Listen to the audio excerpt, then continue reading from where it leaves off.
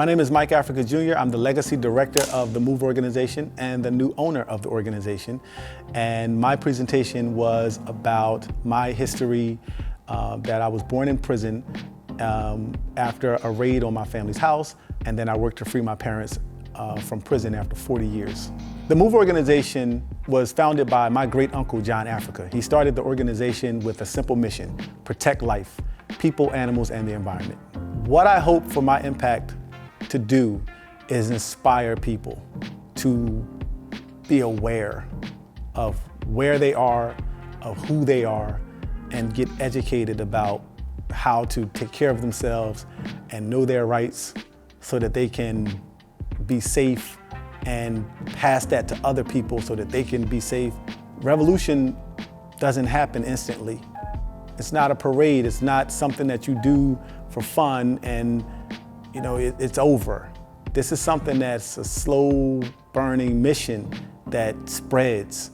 And if those children take this message and give it to their families and go home and ask their mothers and fathers about it and get more education, which I'm sure some of them will, that's the goal. Once people know, it's harder to mislead them. The reason why organizations like Know Your Rights is important is because it counters the oppressors. We need to oppose the issues, the system, when they're wrong. That's what Know Your Rights is doing, and that's what's important. We have to counter it because our people are dying. Our people are languishing in prison for crimes they didn't commit, while you got politicians that are committing the same crimes that are going away scot-free. It's not right, it's not equal.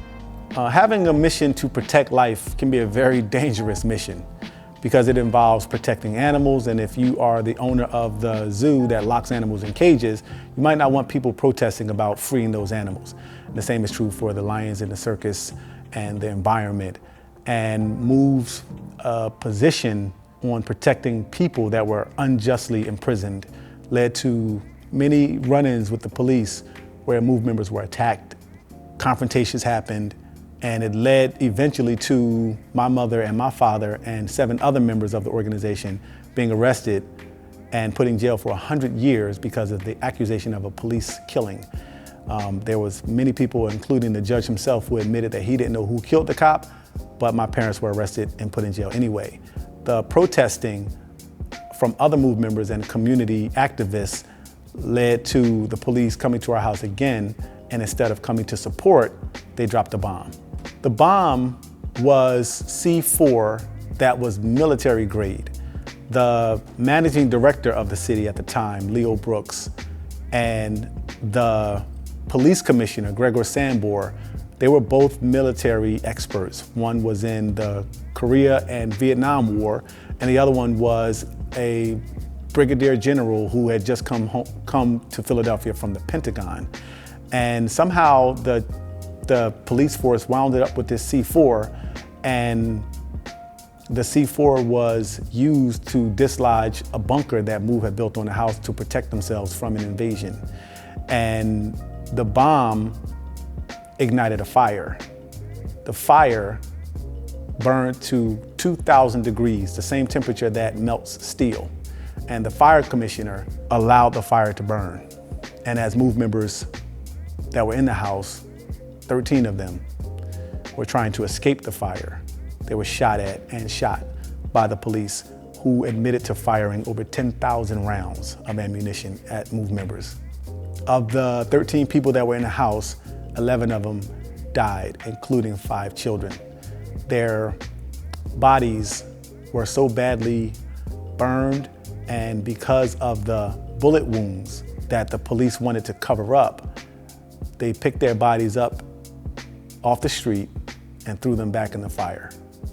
Even though the whole entire scene was on television, captured by the news media, there was not one police officer, not the managing director, not the police commissioner, not the fire commissioner, not the mayor who was responsible. None of them ever served one day in prison. They never had handcuffs on their wrists. They never saw the inside of a police car. The only person that was arrested was the lone adult survivor. Her name was Ramona Africa.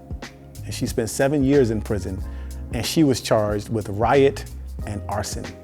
The world that I would like to see is one that does not have 2.7 million people in prison, and most of them in prison didn't even commit a crime. You have the right to be free. I am Mike Africa Jr., and I know my rights.